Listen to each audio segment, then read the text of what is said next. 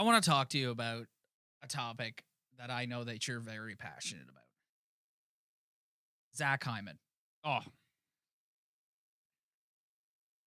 With Zach Hyman, when Mike Babcock took over in the first year of the Matthews, Marner, all that, and Hyman was placed on that first line, there was a lot of controversy on him being on that line because he doesn't bring it offensively.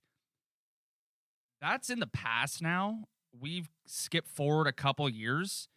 The way I would compare Zach Hyman is if I was a hockey coach and I was just having open tryouts to assemble a hockey team, if I saw Zach Hyman on the ice playing the way he plays, he would make my team instantly. He'd be the captain and he'd be the leader because, man, his contract's coming up soon. Yeah, and that's why I wanted to talk about him. Dude, you're talking... I think through these first 10 games, he's really shown his importance, especially with Jumbo going out and like just a no-brainer to put him up on that line with Matthews and Marner. Like, I think it's really, really highlighted his importance to this team. Yeah, like he's never going to be... Zach Hyman's probably capped out at 20 goals a year, 25 goals a year, 50 points, which it's not everyone needs to be that Nathan McKinnon, that Kyle Connor, kind of another guy who's a more comparable, where you need to get 80 points a year. It's about...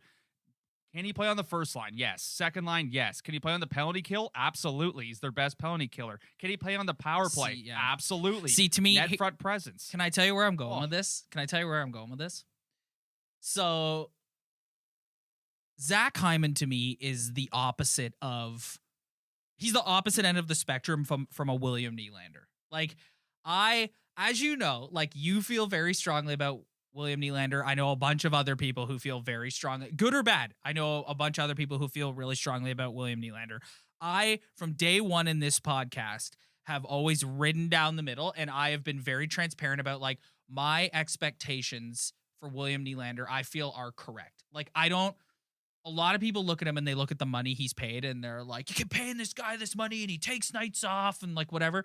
And whereas I kind of look at him and I'm like, he's Phil Kessel. I watch him and I view him through the exact same lens that I viewed Phil Kessel. It's like he's a super skilled guy who you're going to get nights where he looks like all world. And then you're going to get nights where he looks like he literally didn't show up. But it's really interesting.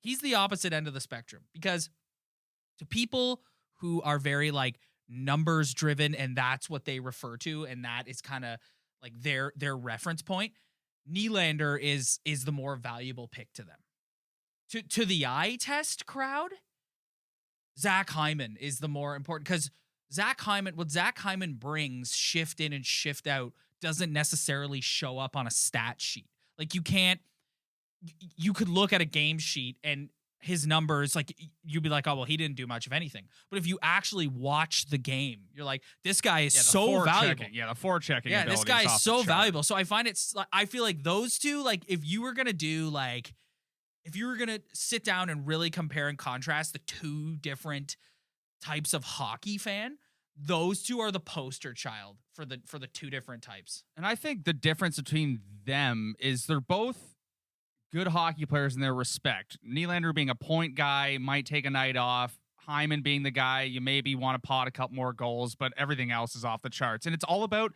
how that player fits in your hockey team. Like, forget the contract, forget the cap hit. It's just Zach Hyman could fit on 30 other NHL rosters. Every other team in the NHL would love to have Zach Hyman.